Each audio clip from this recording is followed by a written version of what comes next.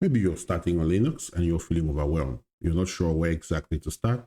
What operating system should I start learning? And because there are just so many flavors of Linux, I will take you and I'll show you the Linux distro map. And if you look over here, you can see that we have so many distributions.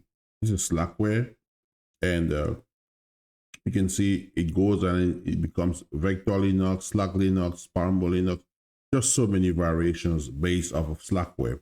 If you come down here, we have Debian, and this Debian is where we derive Ubuntu Linux. So if you look on Debian side of things, you would see that we have stuff like Linux, Gibraltar, GML, and overall, if you do the math, we have over 600 and something Linux distribution, and they keep changing. It keeps changing because sometimes some are discontinued and then new ones are created.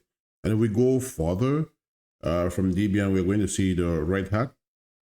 This is Red Hat. From here, we're going to have things like Fedora, and we have Scientific Linux. I think that was discontinued. Even Oracle Linux of Red Hat Enterprise Linux. And then we have CERN, we have White Box Linux, and so many versions. And there are just so many distributions of Linux. I will put this link at the bottom of this video so that you can see these distributions for yourself. So it can become very overwhelming, wondering which Linux should I learn. Well, my best recommendation is that you start with Ubuntu Linux. It's very simple, very user-friendly. And if I take you to my VMware workstation, you would see that it's very straightforward, right? And it's like people coming out from Windows. However, this is more of like a desktop environment. The real thing in Linux that's going to pay off for you will be if you learn the command line, the terminal. We have the command line and how to do things with the command line. Because the truth is, in most corporate environment, you will never see a graphic user interface, all these pictures and all of these colors. So if you're just starting, you can play a little bit with Ubuntu desktop, and then you also look at Ubuntu server. And however, there's also Fedora, which is part of the RPM distribution from Red Hat. Red Hat always begins with Fedora. You can actually start with Fedora. So either you take Ubuntu or you take Fedora. And after you've learned the basic, because the Fedora desktop or Fedora workstation, it has graphics. People coming out from Windows, you can play with it. But again, my emphasis is the command line, the terminal. That's the most important thing in Linux, because you would not see all of these pictures in the corporate environment. So after you learn like the basics with Ubuntu and then Fedora, I really strongly recommend that you focus on Red Hat Enterprise Linux. Yes, Red Hat Enterprise Linux. Because if you look into corporate America, especially if you live in North America, you would see there are a lot of Linux jobs. And one of the requirements for those jobs is always for you to understand Red Hat Enterprise Linux. Red Hat Enterprise Linux is one of the most secure distribution, one of the most stable distribution, and all the big corporations you know out there in America, they all use Red Hat Enterprise Linux. Now, Ubuntu has become very popular with the cloud. Developers use it, and some people use some Ubuntu for production. But Red Hat Enterprise Linux will always be a winner. The good thing about Linux is if you decide to learn Red Hat or Ubuntu, the foundation is almost the same all the time. Like the commands to list a directory or all the basic commands that are always the same across the different distribution. Now, when we start getting to security, start getting to maybe some encryptions or start getting into storage, then they begin to have separate or different technologies. And there is a place where we can really clearly see these differences. Especially when we talk about package management, how you install an application, how you uninstall the application. Package management, that's where you'll see a huge difference between this distribution. For example, Ubuntu uses apt-get, snap. Those are the different package management utilities that they have in order to install a program.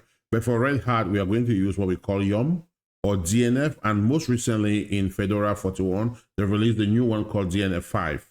So we can use DNF to do the installation. So how we manage package or programs or apps that we want to install on Ubuntu or Red Hat, it begins to deviate as we go through those different versions. And also the repositories that they use for their packages, on how to access those repositories, how to add them, how to edit them. And these are like maybe concepts that are further down the road. But as an introduction, feel free to play with both Fedora and Ubuntu desktop. And after that place, I would recommend that you focus on maybe something like Fedora, the terminal, Fedora server, or CentOS Stream 9, which is also free. But if you want to get the enterprise version of Red Hat, which are the same family. When we talk about Fedora, CentOS Stream, Red Hat, the same family, the same operating system. They're just different upstreams towards the final product, which is Red Hat. If you want to get a free version of Red Hat, the Red Hat offers up to 16 licensing if you register for a developer subscription. I have a video here where I explain how to do that. On this side of the screen, rather, you would see how to do that. But if you do that, and so the whole point, in a nutshell, to summarize this video, if you're out for the good paying job, for more opportunities to interview and to make high paying job, you want to focus on Red Hat. Red Hat is very, very important. You get well paid. And if you just to play with Linux and just want to understand what Linux is, feel free to hang out around Ubuntu desktop. But as you progress your journey, focus on Red Hat Enterprise Linux. Now, if you're in Germany and other parts of Europe, you might want to focus on something like SUSE Linux, S-U-S-E Linux, SUSE. I call it SUSE, some people call it SUSE. So it's very popular in Germany and some places in Switzerland. However, I would say globally, Ubuntu is good for everyday use, but for enterprise Linux, for enterprise corporations, big corporations, you want to know your Red Hat Enterprise Linux. So I hope that clears some of the confusion of where to start. Don't be overwhelmed. It's almost the same thing on the core level, like literally the same things. But when we start getting to package management and special security feature, like in Red Hat Enterprise Linux, we have something we call SE Linux, which is security enhanced Linux. Ubuntu doesn't have that. They're just different features that the other OS might not have. But overall, Linux is Linux. So thank you for watching this video, and ask your question in the comment, and I'll gladly jump in and reply. Thank you.